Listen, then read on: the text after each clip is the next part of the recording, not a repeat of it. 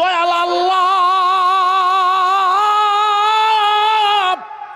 ওই দিন ডাক দিয়ে বলে, রে আমার আশেক বান্দা,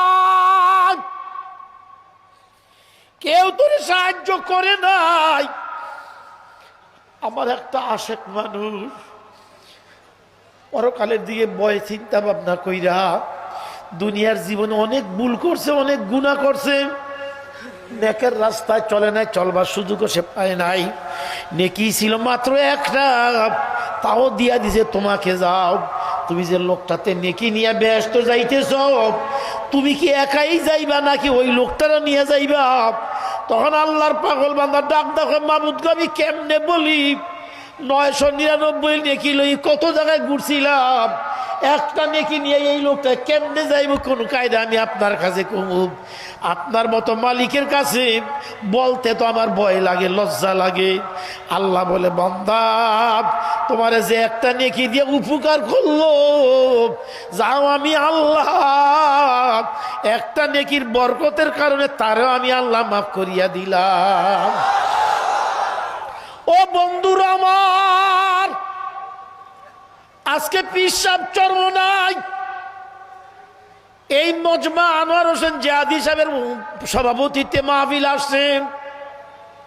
আমরা মাহফিলে বসছি, আমাদের আকাও সাহেব সৈয়দ রেজাউল করিম সাহেব অল্পক্ষণ পরে আমাদের মাঝে আসতেছেন।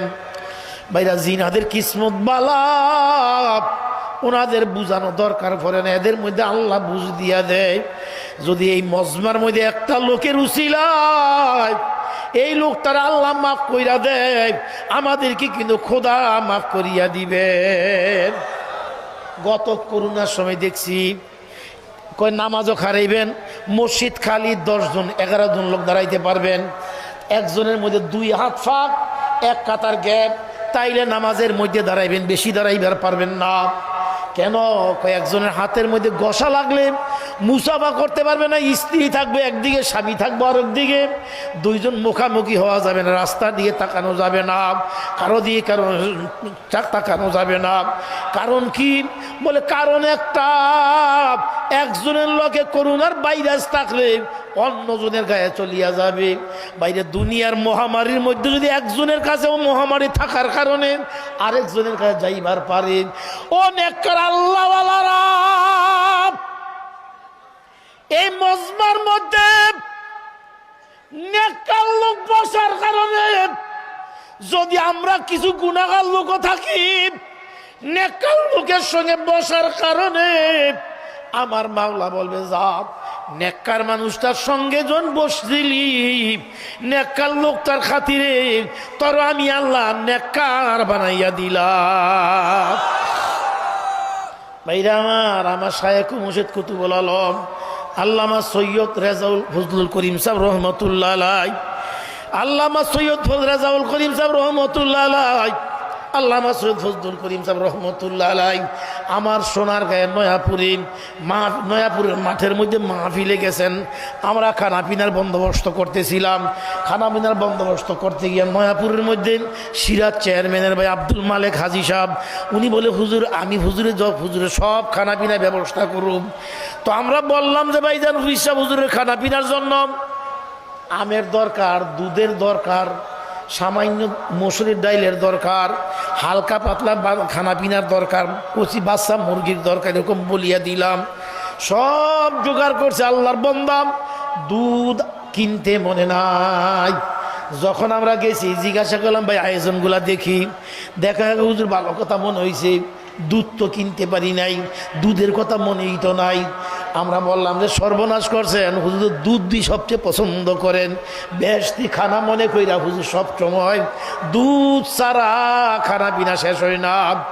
আল্লাহর বন্দা কই, হুজুর দেখি দোকানে গিয়াম, 4 দোকানে ঘুরিয়া দিয়ে দোকান বন্ধ, 2-1টা দোকান আছে ডিব্বার দুধ দিয়া চা বেচতেছে। ঘুরিয়া ফিরিয়ে আসি, আব্দুল মালেক ভাই কই, নুরি ভাই আমি তো দুধ বাজারে কোনোখানে পাইলাম না। সিরাজ ভাইয়ের চেয়ারম্যানের করে জিজ্ঞাসা করে, কয় না আমার দুধ নাই। আল্লাহর বন্দা আব্দুল মালেক মনটা বেজার কইরাম, গরুর গোয়ালের ঘরের মধ্যে গিয়া 3-4টা গরু পালতো, একটা গরু বান রাখে না, অর্থাৎ বাচ্চা দেওয়ার তার ব্যবস্থা শক্তি নাই। এরকম একটা গরু যুবক গরুর কাছে গিয়া গাভীর কাছে গিয়া গাভীর আর গলা ধরিয়া জড়াইয়া কান্দে আর কয়, গরু রে কত আদর করে পাললাম, কত দুধ আমি তোদের কাছ থেকে খাইলাম, আজকে আমার শায়েক আসছে, আমি একটু দুধ তোদের কাছে পাইলাম না। এই কথা বলিয়া ঠ্যাট একটা গরু, ঠ্যাট গরুর গলা ধরিয়া আব্দুল মালেক ভাই কাঁদতেছে। আমি আসলে লজ্জায় লজ্জিত, আমি আমার হুজুরের সামনে একটু দুধ উপস্থাপন করতে পারলাম না।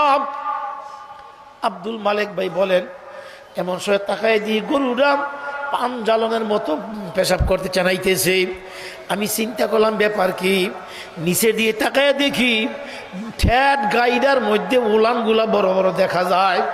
আমি ওলানগুলা বড় দিকে পানান ছাড়ছে মনে কইরাম, বালতি আইনা যখন টান দিলাম দেই দুধ কলকলে নামতেছে।